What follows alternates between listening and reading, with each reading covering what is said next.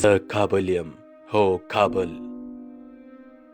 هغه ښار چې تاسو پکې کورونه جوړ کړي دي د ځمکې او د غرونو په زړه کې. زه مو کوربه یم. ما تاسې ته له ډېرو هیلو سره په خپل زړه کې ځای درکړی دی، خو تاسې له ما سره څه وکړل؟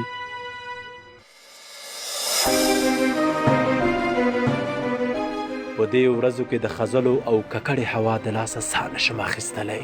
ټول بدن مې ستاسې د ناکردو د لاسه دردمن دی او هېڅ روغ ځای نه دی پکې پاتې. که یو خوا ځان ته کور جوړوئ نو بله خوا ورانوئ، ورځ تر بله مې ویجاړوئ. زه ستاسې ښار یم، کور مو یم، تاسې ته مې په زړه کې ځای درکړی، خو تاسې څه کوئ؟ څومره په سپکه راته ګورئ. څه مو چې زړه وغوښتل راباندې وموکړل. په دې ورځو کې مې د خځلو او ککړې هوا له کبله ساه بندیږي. د موټرو او د ډبرو، سکارو، لوګیو او د خځلو سوځولو زه ناروغ کړی یم. ای کاش پوهېدلی شوی چې په ښار کې غځېدلي لښتي او ویالې داسې دي لکه زما د بدن رګونه، خو تاسې زما هر رګ له چټلیو ډک کړی دی. زما پاکې اوبو مې خیرنې کړي دي.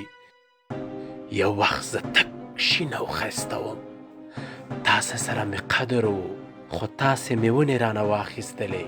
زه مو په شاړې دښتې بدل کړم. په هغه تېر وخت پسې مې ډېر زړه خوږېږي. راځئ راځئ ما بیا را پیدا کړئ. زه ستاسې خاوره یم، د ملګرتیا لاس راکړئ، بېرته مې ودان کړئ. ما ښایسته او زرغون وساتئ. زما په ودانولو تاسې ودانیږئ.